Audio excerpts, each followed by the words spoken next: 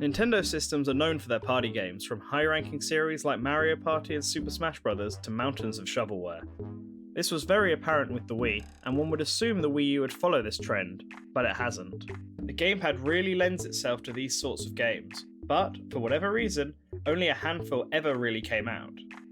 On the plus side, this meant that there was an open market for the types of party games you might want to play, and one that seems perfect for the gamepad is Pictionary. The classic game of drawing random images and having other people guess these images for points was a fun but often wasteful game with the amount of paper it required. This is where PictoParty comes in. Developed by indie studio Retroid Interactive, PictoParty brings Pictionary to the Wii U in a neat little package. The game is Pictionary and can be performed in one of two ways: individual play or team play. Both are played identically, but rather with the difference being played either individually or with a group.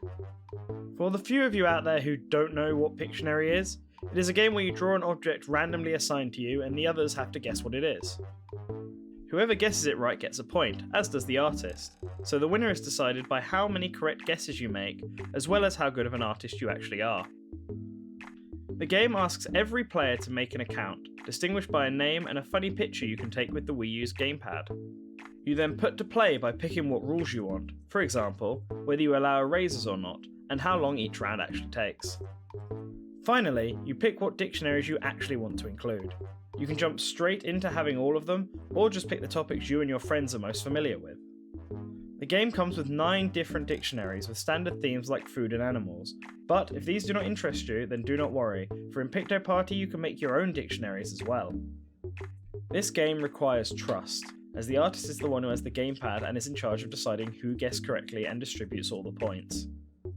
This means that, just like in real Pictionary, you can end up in situations where people argue who was the quickest to say a particular point.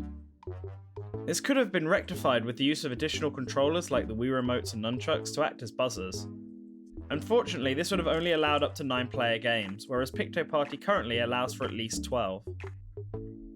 The gameplay is very basic, but that's not necessarily bad. You can choose to use various different coloured pencils, and the game keeps a track of your time and any penalties so that you don't have to. It makes use of the fact that this is a video game, however it does not go beyond the most basic of gameplay choices.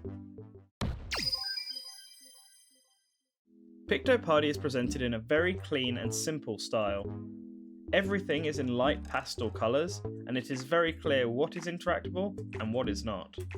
The music is very minimalistic, which suits the sort of game it is. It does not distract from the focus of the game, but it stops any possible awkward silences that might come from everyone trying to think. Presentation suits the game well, even if there is not much there. It's not distracting and it lets the focus of the game get across. If you want a virtual version of Pictionary, then grab PictoParty. It makes use of the gamepad in obvious ways in order to provide the Pictionary experience on a console gaming platform. However, there is not really anything here that makes it stand out from just playing regular old Pictionary. The only difference between the two is that you don't need to waste so much paper this way, which is a good thing and may save you money in the long run. Assuming you play Pictionary on a regular basis, that is.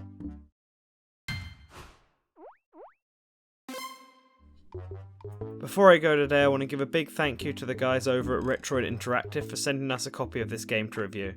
I wish them all the best in their next endeavour. I also want to thank Nintendo for lending us the footage for this game.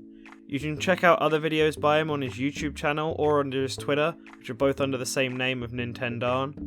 He also just started his own Patreon, so you should go check that out as well. We'll leave the links in the description below. Finally, make sure to stay subscribed to Source Gaming and stay up to date with all the latest videos and quality content we release on our website. Until next time guys, bye.